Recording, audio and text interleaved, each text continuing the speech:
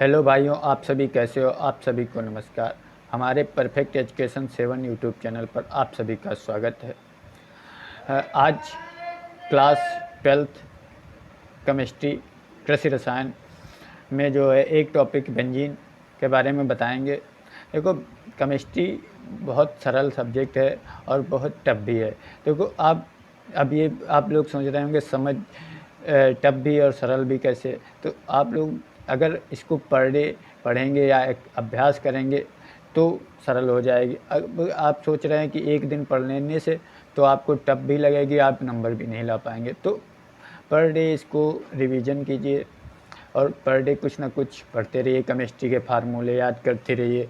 आप इसका जो है बेस, आप लोगों को पीरियोडिक टेबल आनी चाहिए पूरी। नहीं आ पा रही है, पूरी नहीं याद हो रही, तो कम से कम आपको 1 से 30 तक के परमाणु क्रमांक वाले तत्व याद होने चाहिए। जैसे अब मैं 1 से 30 तक आप लोगों को बता दे रहा हूँ, आप लोग याद कर लीजिए। आप लोग लिख लीजिए, एक सामने पेज पर लिख के चिपका लीजिए तो याद हो जाएगी। आप एक दिन में एक बार भी देखेंगे, 2 बार देख लेंगे तो आप लोगों को 4-6 दिनों में याद हो जाएगी। तो मैं 1 से 30 तक के परमाणु क्रमांक वाले तत्वों को याद कराने की कोशिश करूँगा, बता रहा हूँ। जो कि हाइड्रोजन का परमाणु क्रमांक 1 है, हीलियम का 2 है, लिथियम का 3 है, बेरिलियम का 4 है, बोरान का 5 है, कार्बन का 6 है, नाइट्रोजन का 7 है, ऑक्सीजन का 8 है, फ्लोरीन का 9 है, नियॉन का 10 है, सोडियम का 11 है, मैग्नीशियम का 12 है, एल्युमिनियम का 13 है, सिलिकॉन का 14 है, फास्फोरस का 15 है, 16 परमाणु क्रमांक सल्फर का है, 17 क्लोरीन का है, 18 आर्गन का है, 19 पोटास का है, कैल्शियम का 20 है, स्कैंडियम का 21 है, टाइटेनियम का 22 है, वेनेडियम का 23 है, क्रोमियम का 24 है, मैंगनीज का 25 है, फेरस या लोहा का 26 है, कोबाल्ट का 27 है, निकल का 28 है, कापर का 29 है, जिंक का 30 है। ठीक है, आप लोगों को 1 से 30 तक के परमाणु क्रमांक वाले तत्व याद होने चाहिए, कंपलसरी।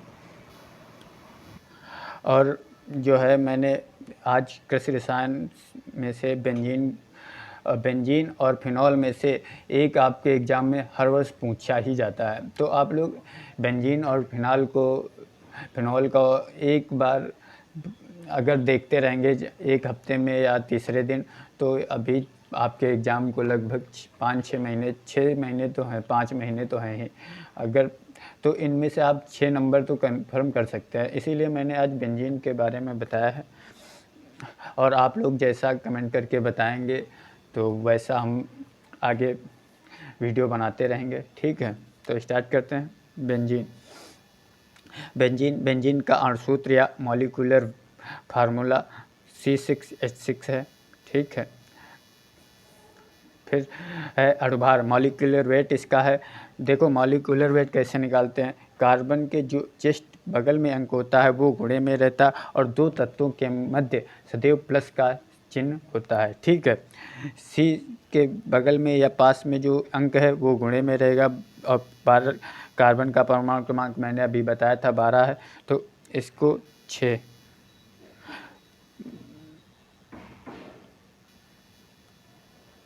परमाणु भार इसका जो है, कार्बन का परमाणु भार, देखो परमाणु क्रमांक 6 है कार्बन का, लेकिन परमाणु भार 12 होता है। ठीक है, तो कार्बन का परमाणु भार 12 है, तो 12 गुणे 6 प्लस 1 गुणे 6, दो तत्वों के मध्य, देखो कार्बन हाइड्रोजन के मध्य प्लस का साइन और जो पास में अंक है वो गुणे में रहेगा। ठीक, 12 6 72 प्लस 6 बराबर 78। ठीक है, इस प्रकार से आप निकालेंगे।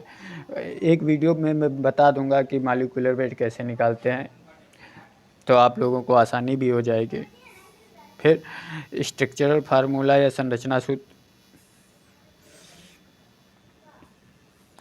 तो इसका मॉलिक्यूलर संरचना सूत्र ऐसे बनता है, रिंग में बनाएंगे तो मैं ऐसे ही बता दे रहा हूँ, इस प्रकार से संरचना सूत्र बनेगा। अब ये 3 है, इन तीनों में से कोई आप बना देंगे तो एग्जामिनर काट नहीं पाएगा। ठीक है, तो कोई भी बना सकते हैं। नेक्स्ट, फिर लेबोरेटरी मेथड या प्रयोगशाला विधि इसकी क्या है, तो प्रयोगशाला में सोडियम बेंजोएट का फार्मूला आपको आना चाहिए, C6H5COONA होता है इसका फार्मूला, प्लस और सोडा लाइम मिश्रण के साथ गर्म करके बेंजीन को तैयार किया जाता है। ठीक, तो अब इसकी रिएक्शन देख लेते हैं तो वो कैसे है, तो C6H5COONA ये सोडियम बेंजोएट का फार्मूला हो गया। फिर NaOH प्लस CO का मिश्रण, सोडा लाइम का मिश्रण हो गया। NaOH को सोडियम हाइड्रोक्साइड कहते हैं और CaO को कैल्शियम ऑक्साइड कहते हैं। NaOH और प्लस CaO का मिश्रण सोडा लाइम मिश्रण कहलाता है। ठीक है, और NaOH को सोडियम हाइड्रोक्साइड और CaO को कैल्शियम ऑक्साइड कहते हैं। ठीक, तो यहाँ से हमने Na2 देखो, Na2 हो गया तो Na2 हो गया, C हो गया एक और O3 हो गया, एक ये O हो गया, दो ये, तो Na2CO3 Na2CO3 को सोडियम कार्बोनेट कहते हैं। ठीक है, और ये C6H6 बेंजीन हमें प्राप्त हो गया। इस अभिक्रिया या रिएक्शन को मैंने दूसरे तरीके से स्ट्रक्चरल फार्मूला या संरचना सूत्र के रूप में लिखा है। आप इनमें से कोई एक बना दें, और अगर आप दोनों बना देते हैं तो बहुत अच्छी बात है। तो इसमें भी कोई देखो, सबसे पहले मैंने सोडियम बेंजोएट का संरचना सूत्र बनाया, फिर NaOH और प्लस CO का सोडा लाइम का मिश्रण लिख दिया। यहाँ पर ये गिब्स आउट का चिन्ह होता है। अब ये हमारा C6H6 बेंजीन प्राप्त हो गया, प्लस Na2CO3 प्राप्त हो गया। इसमें COONA ऊपर लगा देते हैं, बाकी बेंजीन की भांति इसका फार्मूला होता है। C6H5 सब सेम ऊपर लिख दिया COONA, तो COONA लगा होने से इसका रासायनिक नाम सोडियम बेंजोएट हो गया। फिर NaOH प्लस CO का सोडा लाइम मिश्रण के साथ अभिक्रिया कराएंगे, C6H6 प्राप्त होगा, प्लस Na2CO3 प्राप्त होगा। Na2CO3 को सोडियम कार्बोनेट कहते हैं। ठीक, नेक्स्ट,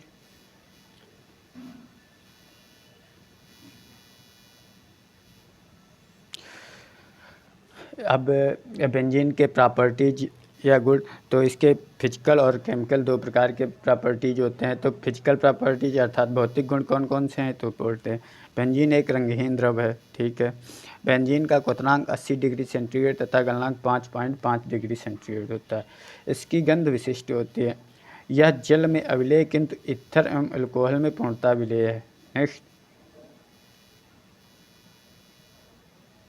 फिर केमिकल प्रॉपर्टीज, तो केमिकल प्रॉपर्टीज में रिएक्शन विद नाइट्रीकरण या नाइट्रेशन, तो इसमें क्या करते हैं, शांत नाइट्रिक अम्ल और शांत सल्फ्यूरिक अम्ल के साथ 60 डिग्री सेंटीग्रेड से कम ताप पर नाइट्रोबेंजीन देता है। गर्म सधूम नाइट्रिक अम्ल के साथ 135 ट्राई नाइट्रोबेंजीन प्राप्त होता है।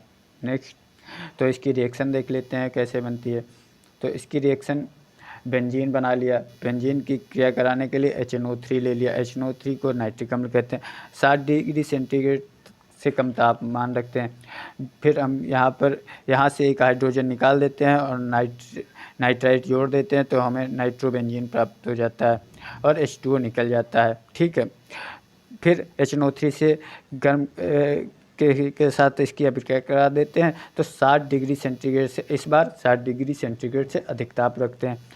अब 60 डिग्री सेंटीग्रेड से अधिक ताप रखेंगे तो यहाँ पर नाइट्राइट जोड़ दिया, जुड़ा था पहले से ही, अब यहाँ पर नाइट्राइट जोड़ दिया और यहाँ से H निकल गया, तो यहाँ पर एक H2O और हमारा अणु H2O का और निकल गया, तो यहाँ पर हमारा प्राप्त हो गया M डाई नाइट्रोबेंजीन। फिर इसके बाद में सधूम नाइट्रिक अम्ल से फिर से अभिक्रिया करवा देते हैं, तो फिर यहाँ पर नाइट्राइट जुड़ा था, यहाँ पर नाइट्राइट जुड़ा था, अब यहाँ पर नाइट्राइट जोड़ देंगे। अब N की संयोजकता करने के लिए यहाँ पर N पहले कर दिया, O2 बाद में किया।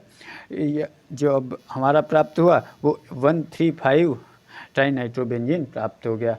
ठीक है, देखो कुछ नहीं है, आप लोगों को आराम से पढ़िएगा, आराम से समझ में आएगा। आप 2 से 3 बार वीडियो को देखिए, आप लोग कंप्लीट नोट्स बनाइए। मैंने इसमें जितना बता दिया, इससे बाहर आप लिखेंगे तो और अच्छी बात है, अगर कुछ अलग करते हैं, लेकिन मैंने जितना बता दिया है तो एग्जामिनर 6 नंबर में आएगा, 6 नंबर में इसमें से नहीं काट पाएगा कि 1 को नंबर। ठीक है, नेक्स्ट,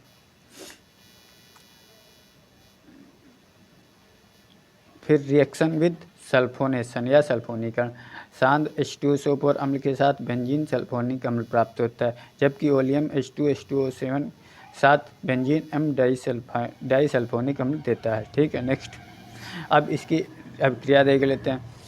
पहले बेंजीन बना लिया या बेंजीन को लिख लिया H2SO4, फिर यहाँ पर SO3H जोड़ दिया और H2 निकल गया, एक H वहाँ से निकल गया और यहाँ से एक अणु का प्राप्त हो गया H2, तो इस प्रकार से जल का एक अणु निकल गया और बेंजीन सल्फोनिक अम्ल प्राप्त हो गया।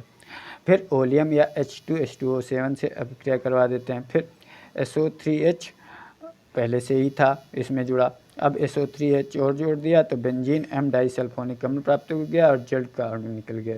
ठीक, नेक्स्ट देखो, सब बैलेंसिंग का इसमें प्रॉपर ध्यान रखना पड़ता है कि अगर आपने रिएक्शन को बैलेंस कर लिया तो आप वहाँ पर, ये रटने वाली कोई चीज़ नहीं है, यहाँ बस आप लोग समझिए, वहाँ पर आप बेहतर ही करेंगे। ठीक है, फिर रिएक्शन विद रिडक्शन, इसमें हाइड्रोजन के अणु का जुड़ना ही रिडक्शन कहलाता है।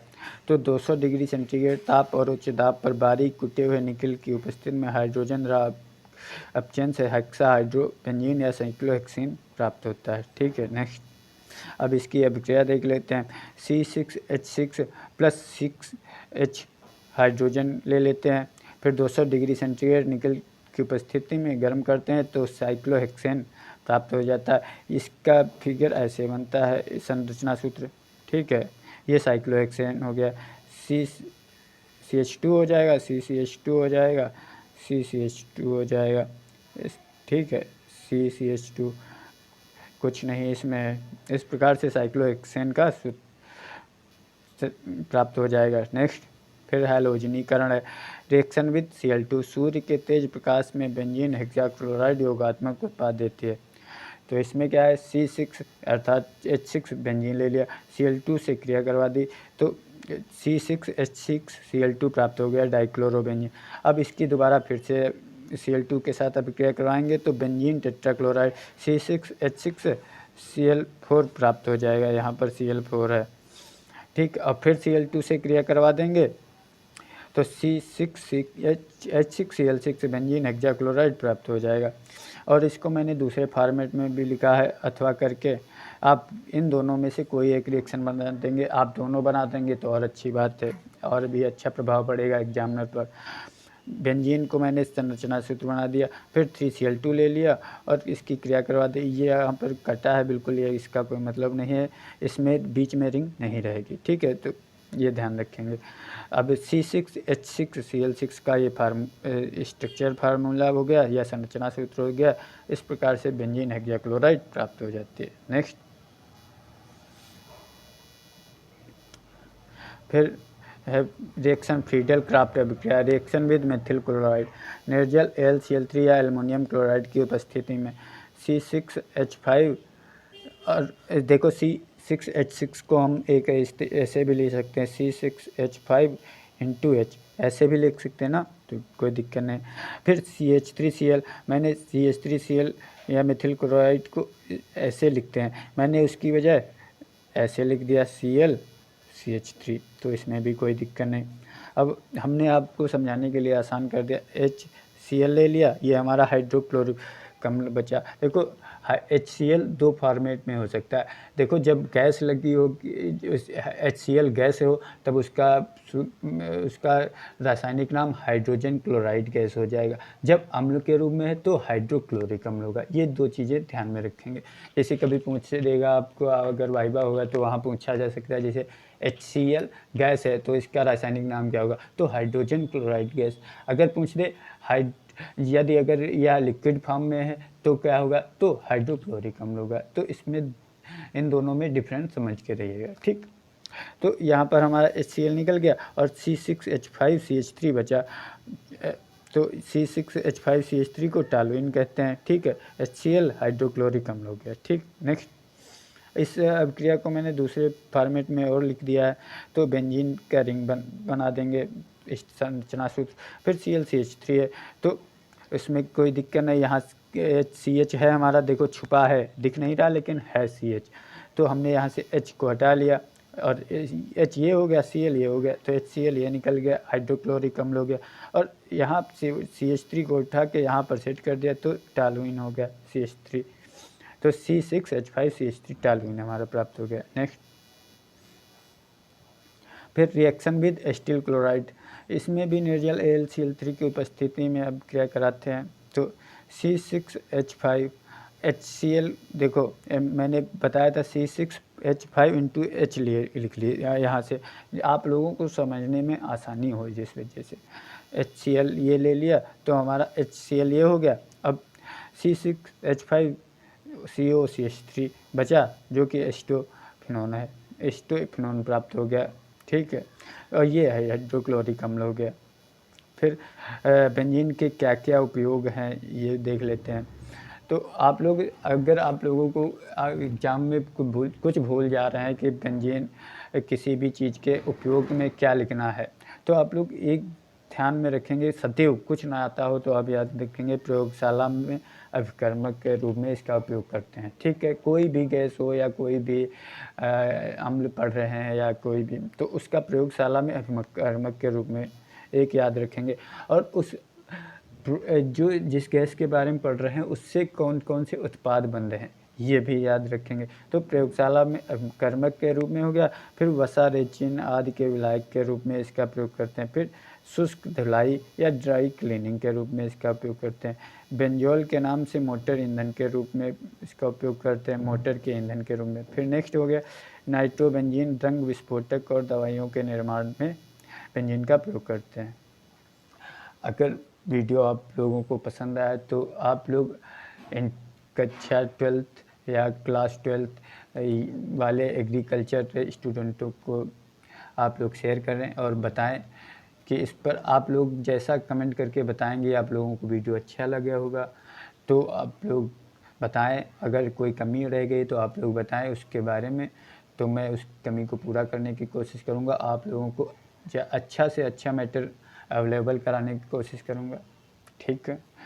धन्यवाद।